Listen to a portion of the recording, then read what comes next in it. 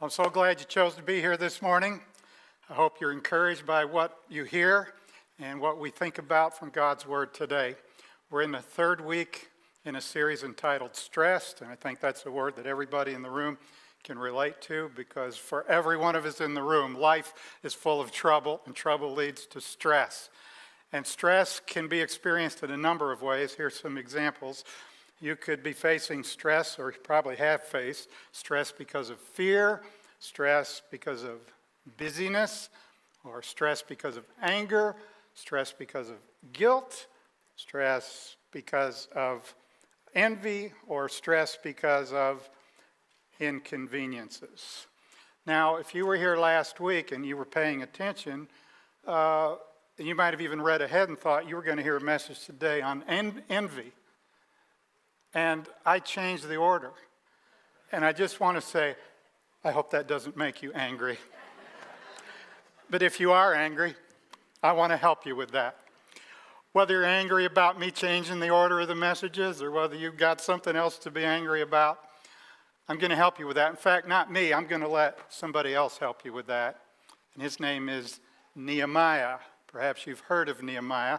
He wrote a book in the Bible. Maybe he's most famous for the book that he wrote. Most important thing to say about Nehemiah in general is he was a man of God. Truly a man of God, a servant of God. And in particular, he led the children of Israel to rebuild Jerusalem after it had been destroyed by its enemies. And he was just a great man of God. Don't forget that in this whole background here, a man of God. A man of God who admits, in the story we're about to look at, these words. He said, I became very angry. Hey, so if you get angry, you're in good company. Great man of God got angry.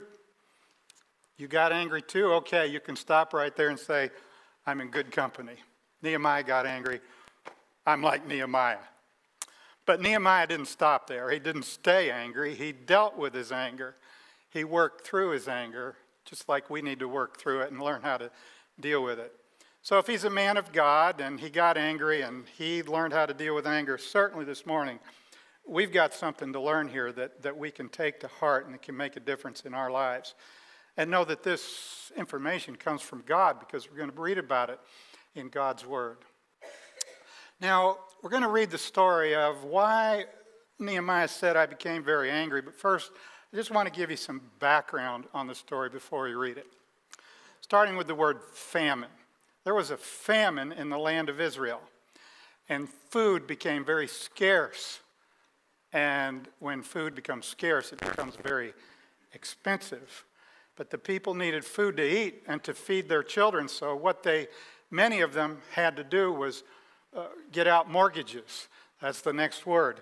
They had to mortgage their houses and their lands. So what was going on here is the Jewish people that had more money, the wealthier Jewish people, were the poorer ones, or the ones that didn't have as much money, were having to mortgage their houses and their lands to the wealthier Jewish people. And it got so bad sometimes that by the time some of them lost their houses and their land, that they had to do what the third word implies, and that's slavery.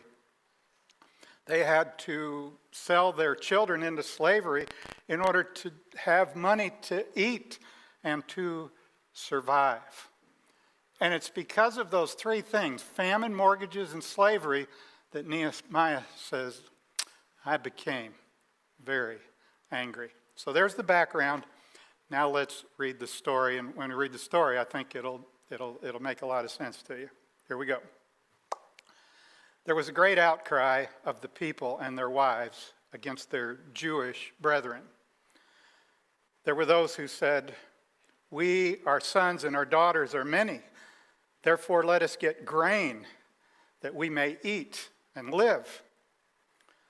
There were also some who said, we have mortgaged our lands and vineyards and houses that we might buy grain because of the famine. There were also those who said, we've borrowed money for the king's tax on our lands and our vineyards.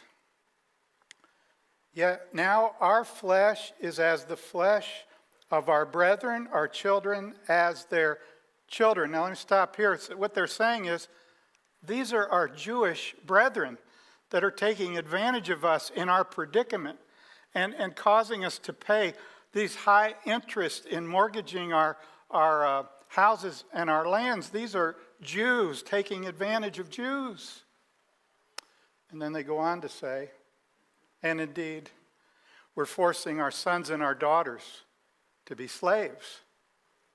It is not in our power to redeem them, for other men have our lands and vineyards. We can't even buy our children out of slavery because we don't have the money, because our houses and lands have already been mortgaged. And that's when Nehemiah says these words, "And I became very angry when I heard their outcry and these words." Now notice Nehemiah doesn't just say, "I became angry." He says, "I became very angry." He was really upset, really angry at what was going on among the Jewish people in his day. Now again, he's a man of God. So what he does next should be real important to all of us to say, what does the man of God do when he gets very angry? What should a man of God do when he gets very angry? And we need to pay close attention to what he does. In fact, I'm going to show you the next 3 words, and these 3 words are the most important words you'll hear this morning, and they're the most important words you need to remember when you get angry. They come straight out of the story of Nehemiah. These 3 words are the most critical words this morning, in my opinion, the most critical words for you and me to remember next time we get angry. I didn't say if you get angry, I said next time you get angry, all right? You heard that? Okay, here are the 3 words. After serious thought. After serious thought.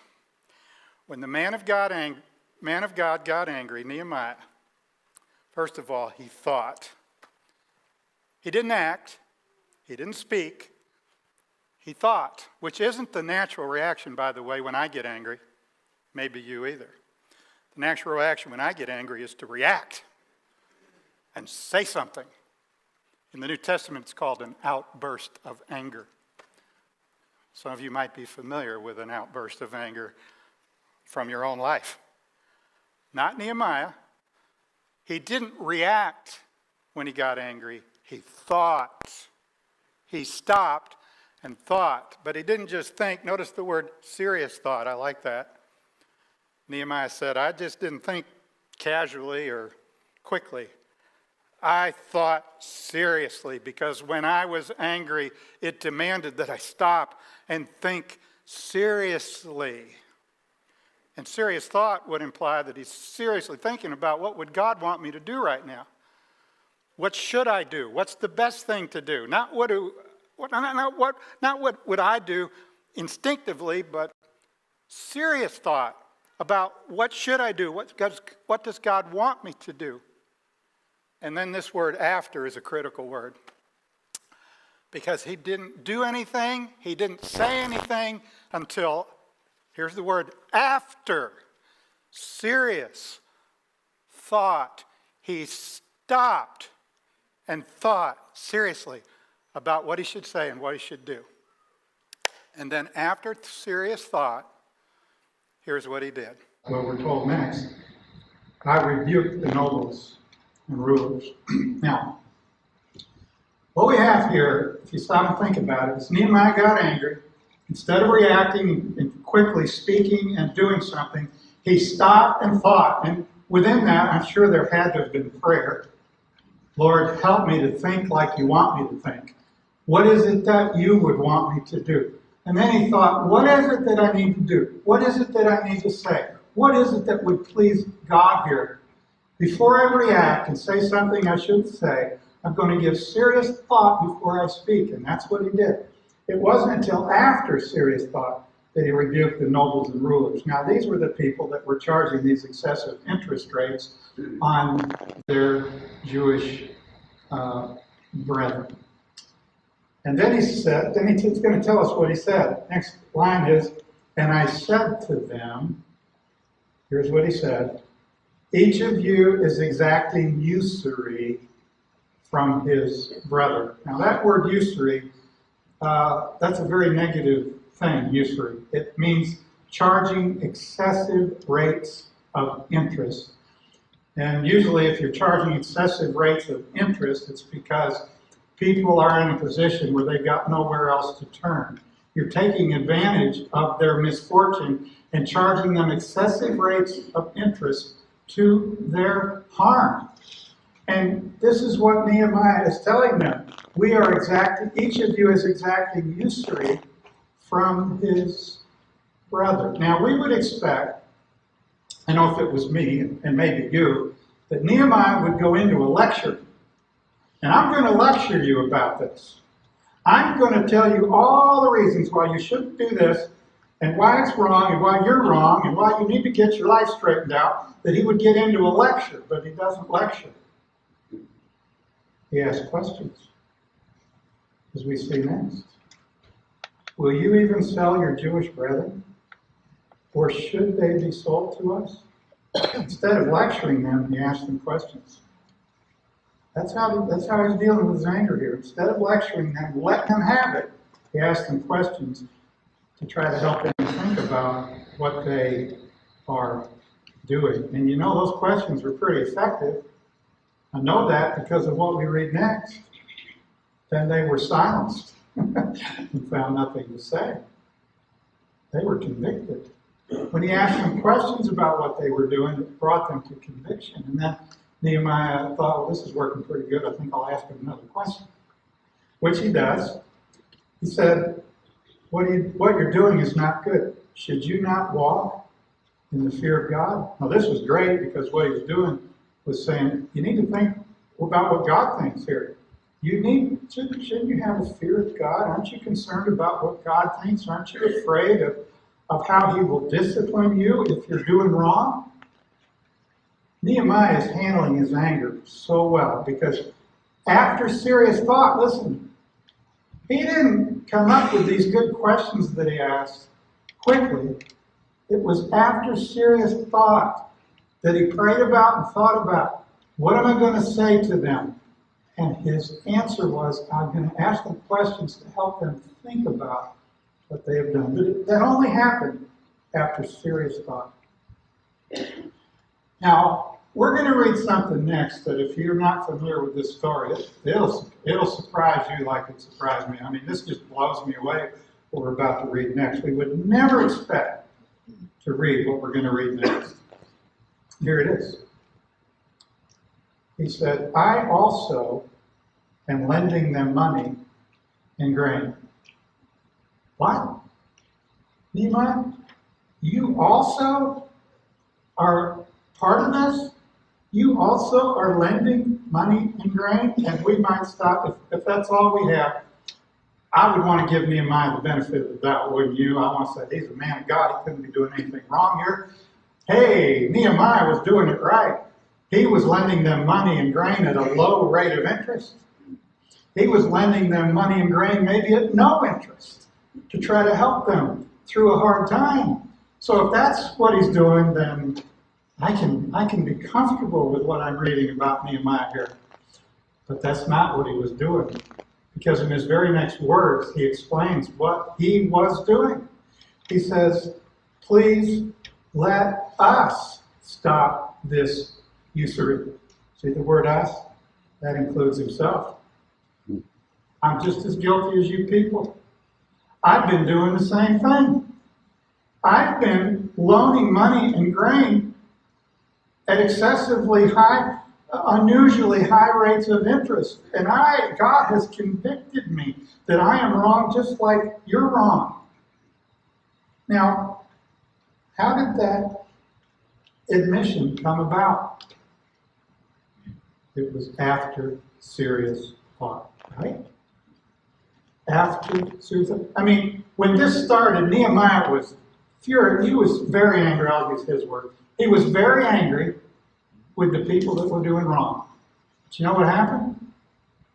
while he was seriously thinking about what they did wrong, he asked God to first help him to see what he was doing wrong. Did you hear me? He was angry with what they did wrong, but he was asking God, seriously thinking about, is there anything here that I've done wrong? Before I talk to them about what they've done wrong, I want God to show me if there's anything I've done wrong or anything I'm doing wrong. Sure enough, there was. This is how Nehemiah was handling his anger, seriously thinking about what to say and what to do before he said a word. And then he tells them and himself, here's what we need to do. We need to restore now to them, even this day, their lands, their vineyards, their olive groves, and their houses. Also 1/100 of the money, and the grain, the new wine, and the oil that you have charged them. So they said, we will restore it, and we will require nothing from them. We will do as you say. And then the people did, according to this promise. Man, it turned out great, didn't it? Started bad, turned out great. God really moved and worked through Nehemiah here, and you know why? It's because he seriously thought about what he was going to say and do before he said and did, after serious thought. And Nehemiah is a man of God, and Nehemiah is teaching us by his example how to deal with the stress of anger. I want to go back to the most important thing that we read to tell us what Nehemiah did. He said, I became very angry. After serious thought, I rebuked the nobles and rulers. So, through his example, Nehemiah is teaching you and me a very simple, straightforward, powerful, life-changing message about how to handle the stress of anger. And here's what Nehemiah has taught us. Here it is. When you're stressed because of anger, what should you do? Here it is. Stop and do some serious thinking before you speak. Stop and do some serious thinking before you speak. Don't react. Don't speak quickly. Don't give an outburst, but stop and do some serious thinking before you speak. Now, Nehemiah is a great illustration of two truths in the New Testament that relate to dealing with the stress of anger. And one of those passages that Nehemiah illustrates is James 1:19, where James tells us this. Be quick to hear, slow to speak, and slow to anger. So I want to ask you, first of all, do you have that verse memorized? If you don't, you're so overdue. I need this verse so bad. I ask God, and God does bring this verse to my mind often. This verse is a lifesaver for me when it comes to anger. I brought it to mind so many times, and God knows I needed it. Bob, be quick to hear and slow to speak and slow to anger. Now, I can't tell you, I've always thought of it when I should, but eventually I use it. Eventually, and more often I'm starting to, or I'm more often thinking of this verse because it's been such a help to me, and it will be to you. So if you haven't memorized, you can memorize that before you walk out the door. Be quick to hear, slow to speak, slow to anger. You got it. Quick to hear, slow to speak, slow to anger. Now, isn't Nehemiah an illustration of this? Isn't that what he did? It's exactly what he did. When he became angry, when it was welling up in him, he was quick to hear. I need to stop and give serious thought. I need to listen to what God, I need to listen. I need to remind myself of what God would say, what God wants me to do. And not only that, he wanted to be quick to hear from the people he was mad at. I pointed it out earlier, but I'm bringing it up again. To be quick to hear means I want to hear what you have to say. I'm not going to lecture you. I'm going to ask you questions. Tell me what's on your mind. That's exactly what Nehemiah did. He was quick to hear not only from God, but he was quick to hear from the people that made him mad, that made him angry, by asking them questions. What do you think about this? What's your thought about this? And then he was slow to speak because he was first quick to hear. That's what we learned from Nehemiah. I'm going to stop and do some serious thinking before I speak. And that slowed down his anger big time. When after serious thought, he spoke and did what he did. So Nehemiah illustrates James 1:19 for us. Nehemiah also illustrates the words of Jesus himself in the Sermon on the Mount, words found in Matthew 7, verse 5, where Jesus said this: "First, remove the plank from your own eye, and then you'll see clearly to remove the speck from your brother's eye." Now, before Jesus ever said that, Nehemiah practiced it, didn't he? That's exactly what we read from Nehemiah. Before he stood up and confronted his Jewish brethren, it was obvious that he'd already tried to look for the plank in his own eye. Because, usually when we're angry, we're so concerned about what that other person did. I'm so concerned about what she did to me, what he did to me. That's all I can think about. What she did to me, what he did to me. And Nehemiah teaches us, and Jesus is teaching us, before I say or do anything, I better stop and do some serious thinking about, is there a plank in my eye? And there usually is. At least it's true for me. If I'm angry with somebody for what they've done, if I stop and give some serious thought, I can often think of something that I've done too, that I need to deal with first. And it's a plank in my eye because I'm responsible for that. And I need to deal with what's in my eye before I try to deal with what it is that this other person has done that makes me angry. Now, sometimes when we're angry, we might have a tendency to think, I had my part in this, but they were 90% wrong. I'm only 10% wrong. You know what? That 10% up close is a plank.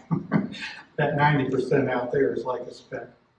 This is what Jesus taught. This is what Nehemiah illustrates.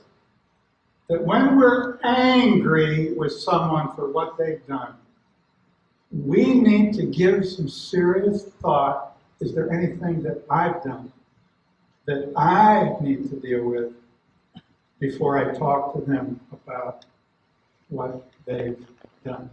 Nehemiah illustrates the truth of Jesus in Matthew 7:5 for us. And Nehemiah has taught us, here it is again, the bottom line of what Nehemiah has taught us. And that is, when you're stressed because of anger, what should you do? Here it is. Stop and do some serious thinking before you speak.